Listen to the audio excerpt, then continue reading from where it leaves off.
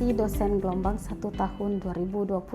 Perkenalkan, nama saya Faida Musaat, merupakan dosen tetap Fakultas Keguruan dan Ilmu Pendidikan, Program Studi Pendidikan Matematika Universitas Muhammadiyah Sorong. Sebagai dosen, saya memiliki kewajiban untuk melaksanakan Tridharma Perguruan Tinggi, yakni pengajaran, penelitian, dan pengabdian kepada masyarakat.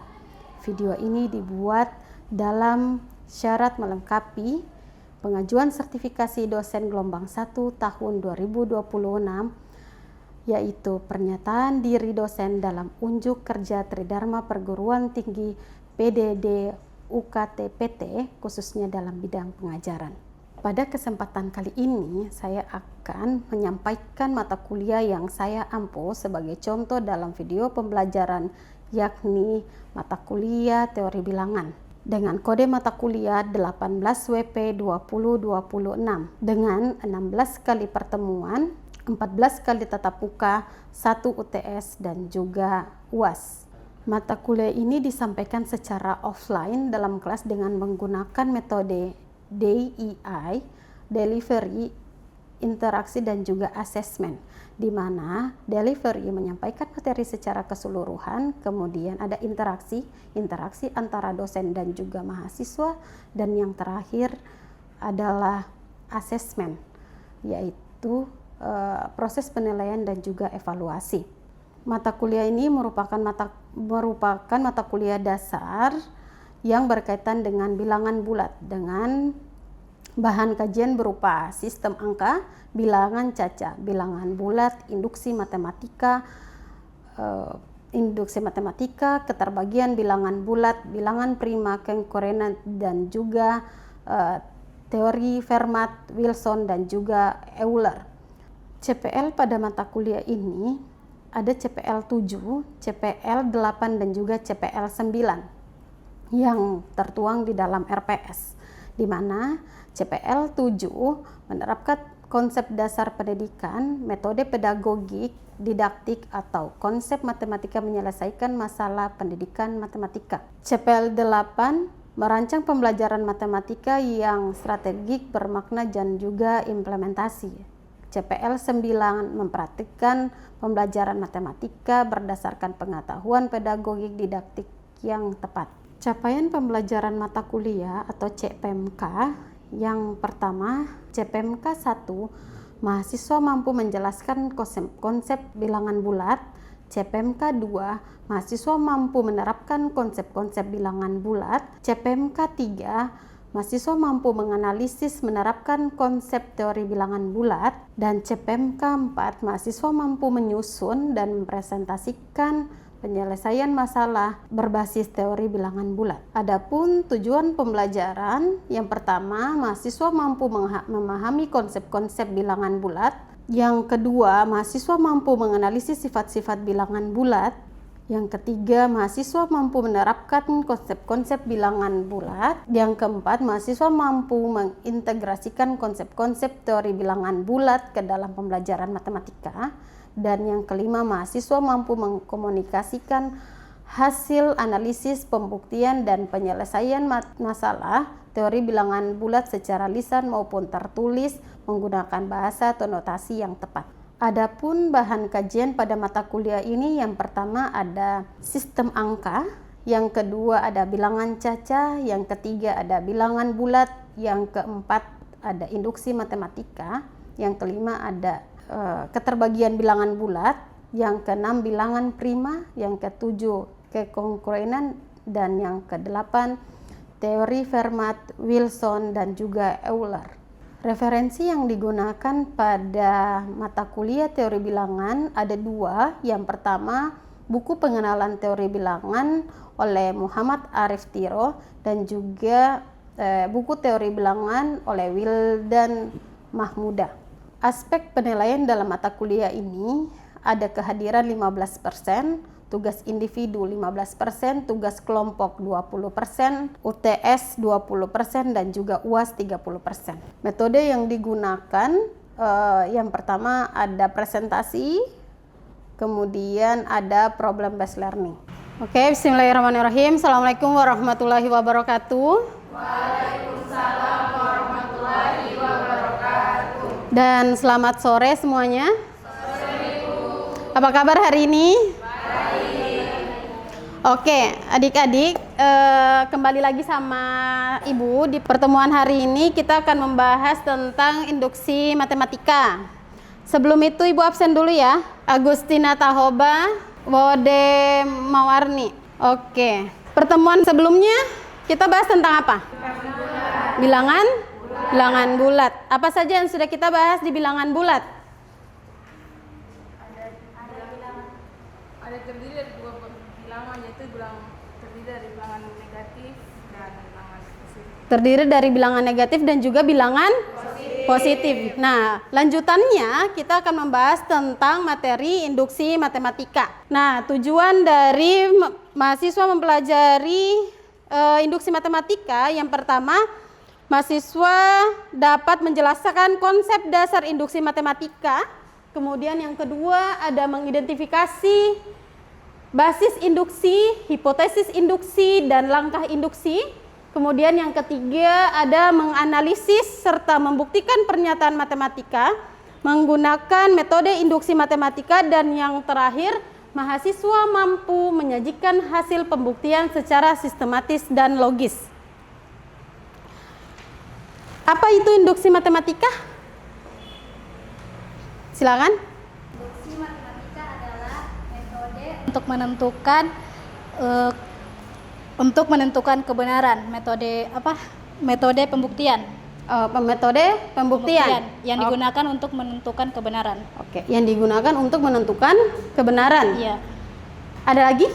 Induksi matematika adalah teknik membuktikan yang baku dalam matematika. Oke, jadi induksi matematika benar ya. Induksi matematika itu merupakan metode pembuktian untuk pernyataan perihal bilangan bulat. Berarti ada kaitannya tentang bilangan bulat yang sudah kita pelajari sebelumnya dengan materi induksi matematika. Karena di dalam induksi matematika merupakan teknik pembuktian yang baku yang sudah dijelaskan sama Andi. Andi sampaikan bahwa induksi matematika adalah teknik pembuktian.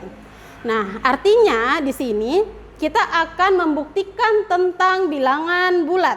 Ada juga dinamakan dengan bilangan asli. Bilangan asli juga bisa kita buktikan dengan menggunakan induksi matematika. Ada yang dinamakan dengan ketentuan.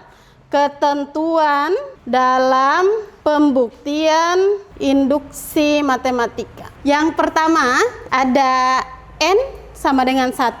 Yang kedua kita akan membuktikan bahwa N sama dengan K. Dan yang ketiga kita akan buktikan bahwa N sama dengan K plus 1. Ketiga macam ketentuan ini yang akan kita gunakan untuk membuktikan tentang perihal bilangan bulat. Ada prinsip induksi. Prinsip induksi itu ada 4. Ada prinsip induksi sederhana, kemudian ada prinsip induksi yang dirampatkan, yang ketiga ada prinsip induksi kuat, dan yang terakhir ada prinsip induksi secara umum. Nah, pada pertemuan ini kita akan membahas tentang yang pertama tentang prinsip induksi sederhana. Untuk prinsip induksi sederhana, maka kita akan menggunakan ini. Ini yang akan kita gunakan untuk induksinya. Nah, ada yang dinamakan dengan basis dan ada yang dinamakan dengan langkah induksi. Nah, langkah induksi yang mana, kemudian basis yang mana? Sedangkan basis yang dinamakan dengan N sama dengan 1. Ketika kita nyatakan ke dalam bilangan bulat, maka hasil antara kedua sisi kanan dan sisi kiri akan sama. Tetapi kebanyakan dalam induksi matematika itu kita akan membuktikan bahwa sisi kiri dia akan sama dengan sisi kanan. Artinya pembuktian yang ada di sebelah kanan kita tidak usah merubah itu. Karena kita akan mengikuti alur untuk membuktikan itu dengan menggunakan apa? Dengan menggunakan ini. Nah, ini yang dinamakan dengan basis. Kemudian ini N sama dengan K plus N sama dengan K plus 1, ini yang dinamakan dengan langkah. Gitu ya. Oke? Nah, semisalnya Ibu kasih contoh N sama dengan N kuadrat. kita membuktikan bahwa dia masuk dalam induksi matematika atau tidak. Kalau N sama dengan N kuadrat. Di sini kita menggunakan bilangan bulat. Bilangan bulat itu ada banyak ya? Nah, ada bilangan bulat yang pos dengan ada yang negatif. Nah, misalnya di sini Ibu menggunakan N ini dia sama dengan 1. Kalau semisalnya di dalam soal ada N, dia lebih apa ini? Lebih besar dari 1. Berarti kita bisa menggunakan 2 kah tidak? Bisa. Mulainya dari 1, 1, 2, 3 dan seterusnya. Oke? Ibu menggunakan N sama dengan 1. Kita mau membuktikan bahwa sisi kanan ini dia sama dengan sisi kiri. Oke? N sama dengan 1. Ibu tulis di sini. Ini N kuadrat. N-nya sama dengan 1. Berarti pembuktiannya 1 sama dengan 1 kuadrat. 1 dikalikan 1 sama dengan 1. Sudah terbukti bahwa dia benar. Gitu ya. Ini untuk sederhananya. Nah, selebihnya adik-adik akan seperti ini ya. Ibu akan tunjukkan bahwa N sama dengan 1, bahwa N pangkat 3 ditambah 2N adalah kelipatan meliputi induksi matematika. Nah, basis satunya sama dengan ini, P1. Nah, berarti N-nya kita masukkan ke dalam sini. N pangkat 3 berarti 1 dikali 1 dikali 1 sebanyak 3 kali. Nah, N-nya ini kita ganti dengan 1. Dia sama tidak dengan yang ini? Hasilnya kelipatan 3 tidak? 1 pangkat 3 ditambah 2 dikalikan 1 sama dengan 3. Artinya kelipatan 3-nya itu dia start dari 3. Kalau habis 3, kelipatan 3 lagi berapa? 6. Kelipatan 3 lagi? 9. Kelipatan 3 lagi berapa? 12. Itu yang dinamakan dengan induksi. Tetapi dia menggunakan bilangan bulat, pembuktiannya menggunakan ini, rumus dan ketentuannya. Oke? Oke, silahkan diskusi kelompok. Pembagiannya seperti yang sudah Ibu bagikan, seperti pertemuan-pertemuan sebelumnya. Adik-adik silahkan mengerjakan ini. Tunjukkan bahwa untuk N lebih apa? Lebih besar atau lebih kecil? Lebih besar dari 1. Dia mulai start dari 1 plus 2 plus 3. 1 tambah 2 tambah 3 atau dibaca dengan 1 plus 2 plus 3. Titik-titik N sama dengan N plus 1 per 2. Atau kalau dalam bahasa matematika dibacanya per 2. Melalui induksi matematika. Kalau soalnya melalui induksi matematika berarti kita menggunakan ini ya. Ini ketentuan awalnya. Pun sama dengan nomor 2. Nah, kalau yang di atas itu kita membuktikan dengan dia merupakan bilangan bulat, bilangan asli atau bilangan apa? Bilangan asli. Bilangan asli itu mulai dari 1, 2, 3 dan seterusnya. Oke? Ya. Silakan dikerjakan nomor 1 dan nomor 2. Kerja kelompok aja. Ada yang mau maju nomor 1? Nomor 1 ada yang mau maju?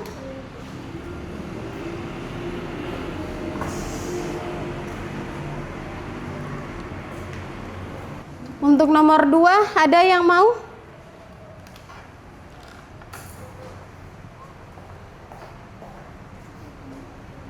Yang lain silakan melanjutkan. Ingat ya, pembuktiannya di sebelah kiri. Berarti kanan tidak usah dibuktikan.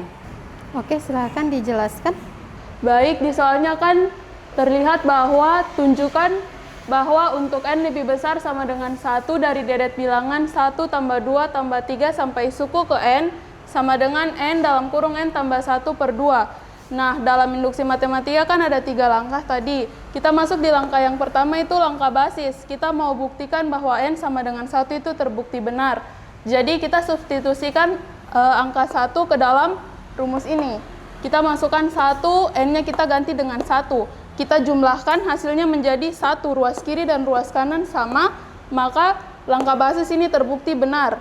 Setelah itu kita lanjut ke langkah yang kedua. Langkah kedua kan ada 2. Asumsikan atau kita hipotesiskan N sama dengan K. Jadi yang N-nya kita ganti dengan K. ini yang N ini kita ubah menjadi K. Setelah itu langkah yang ketiga, langkah induksi, kita mau membuktikan bahwa suku N sama dengan K tambah 1 itu terbukti benar. Kita lanjutkan dari sini saja, tadi kan sampai di sini. Kita tulis ulang di sini, kemudian kita tambahkan suku ke N. Kita tambahkan di sini K tambah 1. Kemudian yang sebelah kirinya, ruas sebelah kanannya juga kita tambah sama seperti sebelah kiri. Setelah itu, di sini kan tadi kita dapatnya ini, rumus yang ini. Jadi yang ini kita masukkan ke bawah sini, kita ambil dari hipotesis yang ini. Di sini, terus kita tambahkan, kita tambah K plus 1, sama dengan K ditambah dalam kurung K plus 1 per 2 tambah K tambah 1. Kemudian kita jumlahkan saja, ini kita samakan penyebutnya dengan 2. Ini juga kita samakan penyebutnya dengan 2, maka hasilnya K kuadrat tambah K tambah 2K tambah 2. Jika kita jumlahkan, kita ambil yang sama saja. K dengan 2K kita jumlahkan jadi 3K, maka hasil akhirnya antara ruas kiri dan ruas kanan itu sama. Jadi rumus tersebut terbukti benar. Oke, ada pertanyaan terkait ini? Terkait soal pertama? Jadi yang ingin saya tanyakan itu terkait langkah-langkahnya, di mana langkah 1 dan langkah 2 itu tidak ditambah lagi N di belakangnya. Kenapa langkah 3 ditambah N di belakangnya? Kayak contoh di ruas kanan di langkah ketiga itu ditambah lagi dengan K tambah 1, sedangkan langkah 2 dan 1 tidak ditambah N lagi. Itu yang saya tanyakan. Kenapa di langkah yang 1 dan langkah kedua tidak ditambahkan suku N sama dengan K plus 1? Dikarenakan tadi Ibu sudah menjelaskan syarat ketentuannya itu ada 3. Yang pertama N sama dengan 1, yang kedua N sama dengan K, dan yang ketiga N sama dengan K tambah 1. Makanya di langkah yang ketiga ini kita tambahkan K plus 1 di suku berikutnya. Sudah? Sudah bisa dipahami? Oke, jadi silakan duduk, Christina, terima kasih. Pembuktiannya sudah benar ya? Kalau sampai sudah terbukti antara ruas kanan dengan ruas kiri menghasilkan hasil yang sama, berarti menandakan bahwa dia terbukti menggunakan induksi matematika. Dan terbukti bahwa dia merupakan bilangan asli kah atau bilangan bulat? Bilangan asli. Yang pertama ini yang dinamakan dengan basis, yang sudah tadi Bu jelaskan, ini dinamakan dengan basis N sama dengan 1, di mana kita menempatkan setiap N adalah nilainya 1. 1 sama dengan 1 mengikuti ini, Dek. Kita mengikuti ini. 1 ditambah 1 tambah 1, kalau dalam kurung berarti kita kali. 1 sama dengan 1 kali 2. 1 kali 2 berapa? 2. Sehingga terbukti hasilnya adalah 1. Sampai sini ada pertanyaan? Aman? Aman. Kalau sudah terbukti benar, maka boleh kita lanjutkan ke sini. Kalau di sini sudah salah, maka kita tidak bisa melanjutkan ke hipotesis, tidak bisa melanjutkan ke langkah induksi yang berikutnya. Karena dia sudah otomatis salah. Ibu, kalau di sini 1 terus di sini 2, itu bisakah tidak? Tidak bisa, karena hasilnya tidak sama. Ibu, kalau di sini 1 terus di sini 1,5, bisakah tidak? Tidak. Artinya ruas kanan dengan ruas kiri dia harus sama. Kalau sudah lanjut ke situ, sudah benar ini, kita lanjutkan ke asumsi atau hipotesis. Hipotesis ini harus kita asumsikan bahwa 1 tambah 2 tambah 3 sampai K sama dengan K plus 1 mengikuti ini per 2, kita asumsikan bahwa ini dia benar. Ya. Kalau sudah masuk di sini baru kita bisa masuk ke langkah induksi.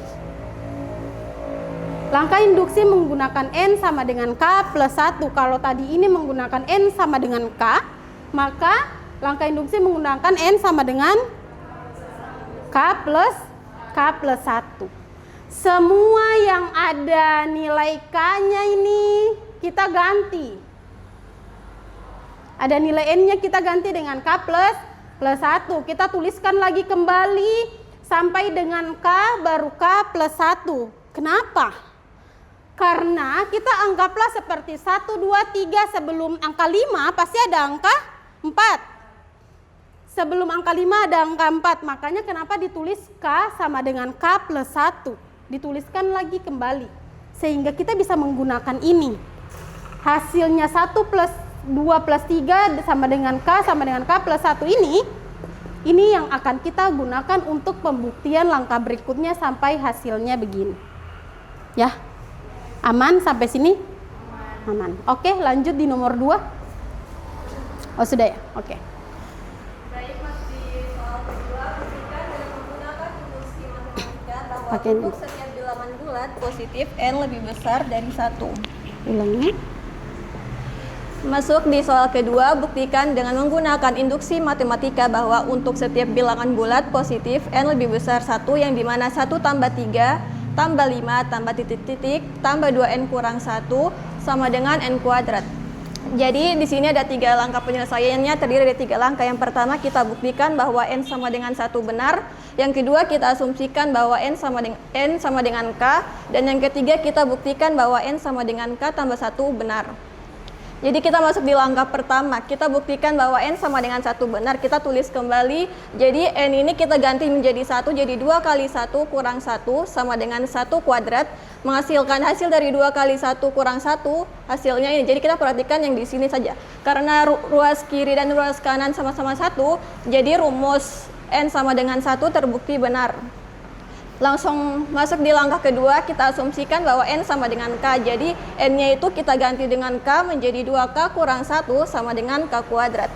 Langkah ketiga, kita buktikan bahwa n sama dengan k tambah 1 benar. Yang dimana kita ganti n-nya menjadi k tambah 1. Jadi kita menulis kembali langkah kedua sampai sini. Setelah itu kita tambahkan dengan yang di soal 2n kurang 1 yang dimana n-nya kita ganti menjadi k tambah 1 dikurangi 1. Sama dengan k tambah 1 kuadrat. Setelah itu kita perhatikan di bagian sininya saja.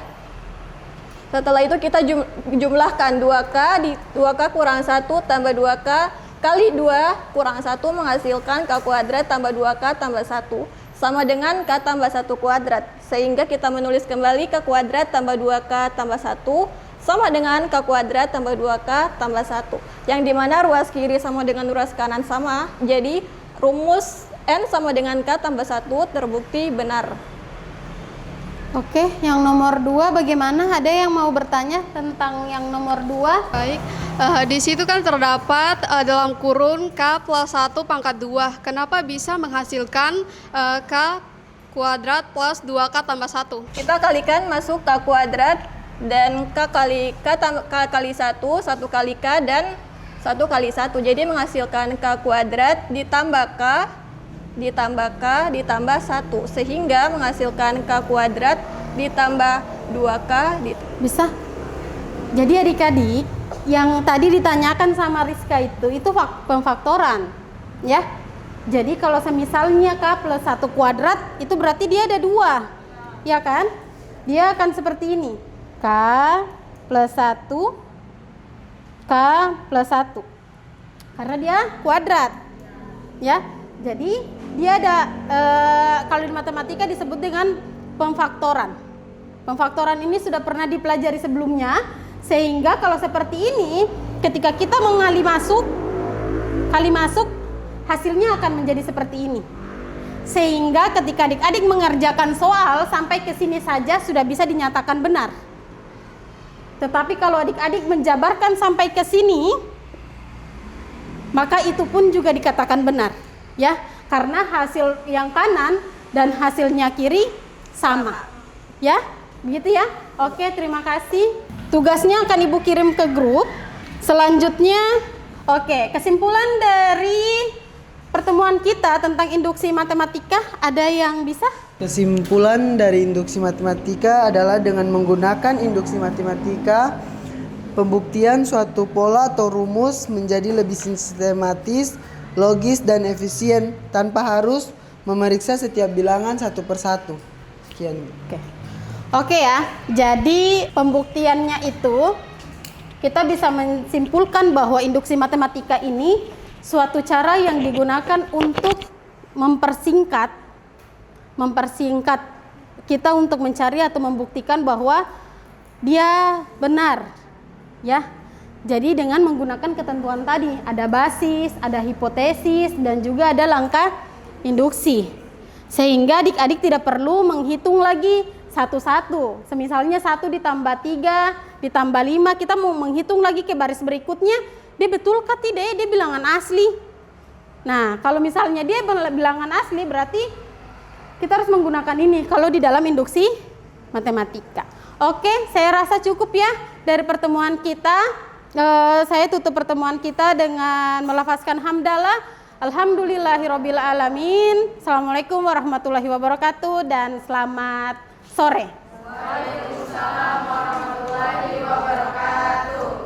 Sekian video pembelajaran teori bilangan Fakultas Keguruan dan Ilmu Pendidikan Prodi Pendidikan Matematika Universitas Muhammadiyah Sorong.